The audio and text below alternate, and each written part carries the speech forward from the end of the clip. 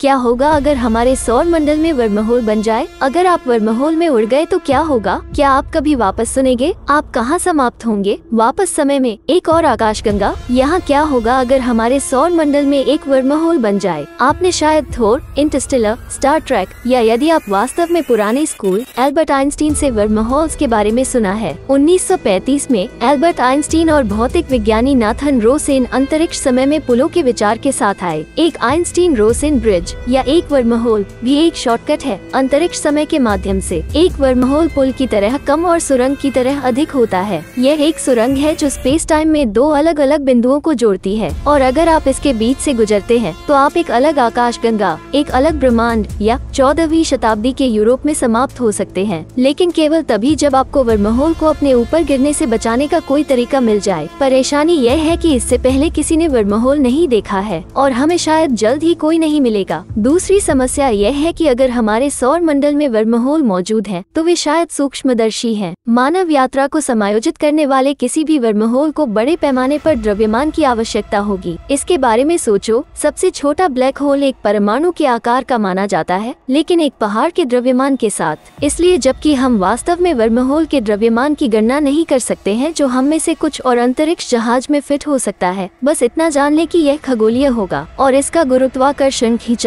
शायद हमारे सौर मंडल के सभी ग्रहों के झुकाव और घूर्णन को फिर से निर्देशित करेगा। लेकिन जल्द ही चीजें सामान्य हो जाएंगी। वर्महोल अविश्वसनीय रूप से अस्थिर होते हैं और जल्दी से ढह जाते हैं। ऐसा इसलिए है क्योंकि वर्महोल की दीवारें एक दूसरे को आकर्षित करती हैं। यही वजह है कि वर्महोल खुलने के कुछ ही समय बाद बंद हो जाएगा। जब तक आपके पास कुछ विदेशी मामला न हो, ज्यादा उत्साहित न हो। विदेशी पदार्थ नकारात्मक ऊर्जा है और वर्महोल की दीवारों को एक साथ लाने की कोशिश कर रहे गुरुत्वाकर्षण बल को पीछे हटाने के लिए आपको इसकी आवश्यकता होगी। दुर्भाग्य से ये संभावना नहीं है कि ऐसा मामला हमारे ब्रह्मांड में भी मौजूद है। लेकिन अगर आप पहले से ही पूरे ब्रह्मांड में यात्रा करने के लिए तैयार हैं, तो आपको बस एक और बात पता होनी चाहिए। भौतिकी के नियम कहते हैं कि आप वर्महोल को ढहने से बचाने के लिए उसमें पर्याप्त नकारात्मक ऊर्जा डालने में सक्षम नहीं होंगे। लेकिन उज्ज्वल पक्ष में उस नियम का अभी तक परीक्षण नहीं किया गया है। इतना चक्कर अंतरिक्ष चरवाहा सवारी करें, उनके अस्तित्व को साबित करें और हम आपकी अनुपस्थिति में आवश्यक तकनीक विकसित करने का प्रयास करेंगे। लेकिन भले ही हम वर्महोल्स बना सके और उनके माध्यम से यात्रा कर सके, क्या यह इसके लायक होगा?